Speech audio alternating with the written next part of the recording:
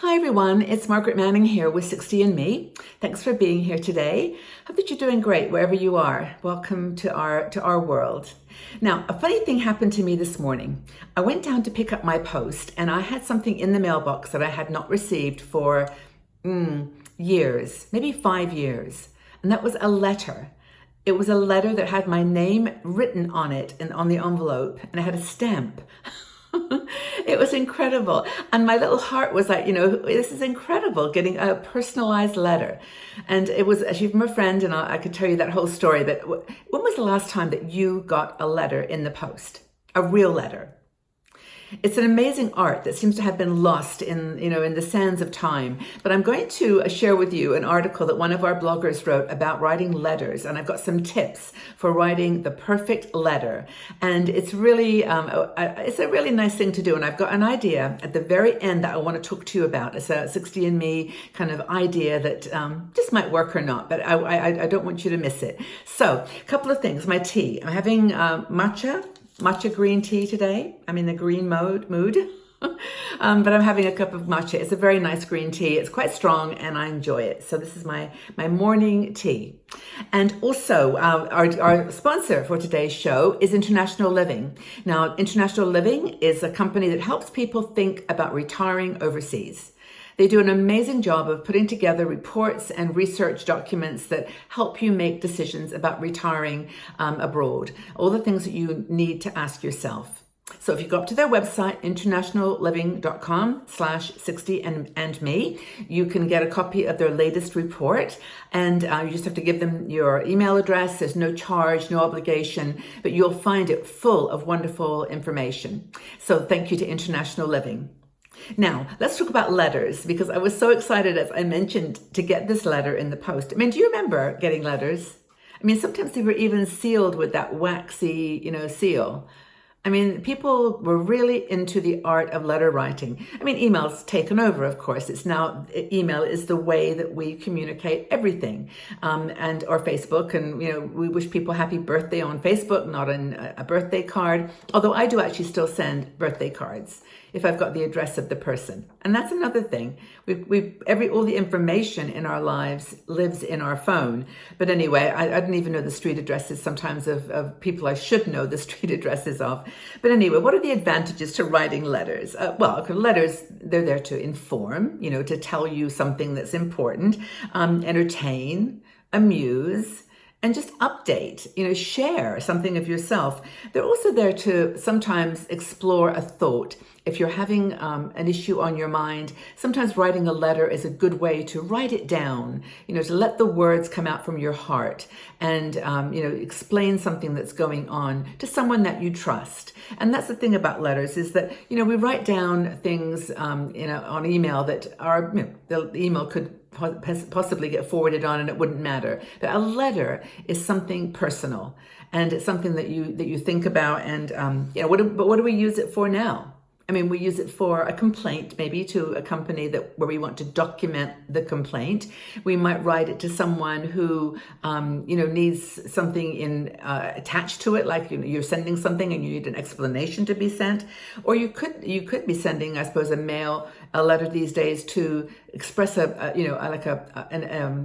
emotion that's so deep that you really want to make a point. I mean, that's kind of the thing. And in fact, that was not an intensity, but that was why this letter arrived. It was something that somebody was sharing with me that was special. And so, love letters reveal your innermost feelings. So there's reasons to send letters, but as I said, we don't tend to do it. They're a great way to release your voice. They're a great way to communicate who you are. You can put stickers or pictures or drawings, or, you can use letters for yourself as much as for someone else who's receiving. And I guarantee if you send a letter to someone, they will call you, write you, email you to say how great it felt. It's just something about getting a letter, and a stamp. That's the thing.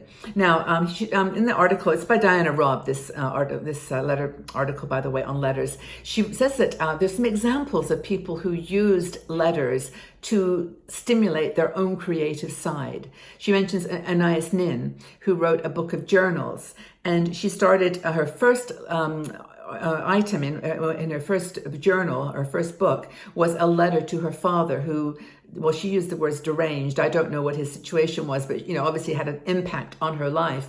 But she wrote this letter as a start to her journal, Dear Dad or Dear Father. And then she never published that, but it was, kept and people knew about it but it got her going at a deeper level. It got her thinking about her father and the intensity. And maybe you've got someone in your life that, you just writing down, dear, whoever, it will bring you to a deeper place. And then this is not for letter writing necessarily, it's for any kind of writing, creative writing, of course, that she did, that Anais Nin did. Also, she mentions John McPhee, who started every book, Dear Mother. Because again, it got him to the place where he could go deep. And that's what writing for me is all about. I've got a great book actually behind me. It's Bird by Bird by Anne Lamott. And such an inspiration to me because she's like that. She's very letter writery in her style. And it works. It's definitely a communicator. Okay, so what else is there here? Where do you start? Okay, so you're thinking about writing a letter. Here are those tips I was talking about. You have to think about why you're writing this letter, though, to start with. Is it to just catch up with someone? Is it to tell them something that you've never told them? Is it to apologize? Is it to deal with a stress or let something go so that you can move forward in the relationship? Maybe you never send it. Actually, to be honest with you, I've got letters that I wrote to my ex-husband that I never sent.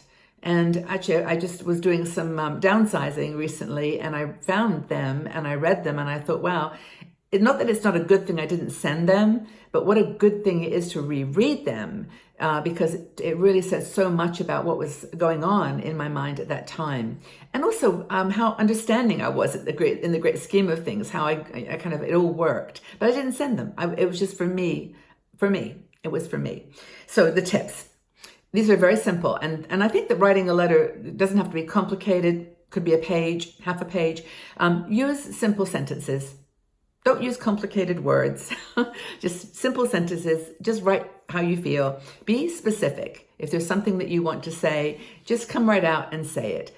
I've been thinking about da-da-da-da-da and about how this da-da-da-da-da, and specifically about the time that you said, or I said, or we went, and whatever.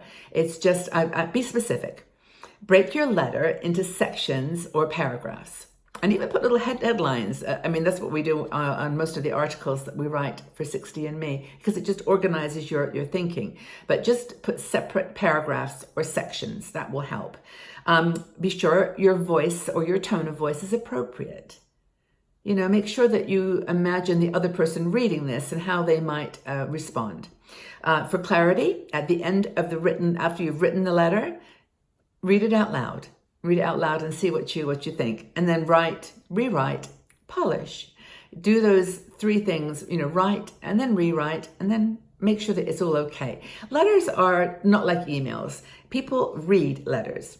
We read emails too, but not in the same way. So I think that's the secret to writing a really beautiful letter. Diana, thank you so much for writing this article. It was a letter to us, and I appreciate that. The idea that I had, I think that's kind of cool. I don't know. If you could say, first of all, if you could say anything to anyone in the world with a letter, what would it be? What would it be? Who would it be to? And what would the gist of the letter be? You don't have to share any secrets. Just what would your letter be about? That would be a really cool thing to do. The other thing I thought about be really neat, and I don't even know how we could manage this, but if you want to write letters, if you want someone to write a letter to, I was just thinking it might be kind of cool if you, we have a Patreon group, patreon.com /60andme. Now it is a site that's like a VIP club, and we ask you for a donation. It's a $3 a month donation, but I was so that we can fund 60andMe. But I was thinking if you wanted to share a letter, like have a little pen pal or someone that you want to talk to, you could join the Patreon group because it's a closed community and it's safe there. I can ask you to share your email and we could just say, yeah, I want to write to someone in either in my country or some other country or some other city. And on Patreon, put your information, just your email. And yes, I'd like to write a letter to someone, and we'll have fun with it. What do you think? I think it could be fun. I just thought about this actually as I started this conversation. So maybe I'll have to think it through a bit. But I think that's as simple as that. Go to Patreon and join up if you can there. And then that will give you a safer space to leave your email. And then we can share if you want to write letters. I think that could be fun. Even if it's a note. It doesn't have to be a long, long letter. Just personal. Personalizes communication. I think it could be fun. Anyway, hope this is useful, that you enjoyed it. I really appreciate you being here. Write someone that you know or you love or you are thinking about a letter. That's the message here. And take very good care. Have a wonderful day, everybody. Bye-bye for now.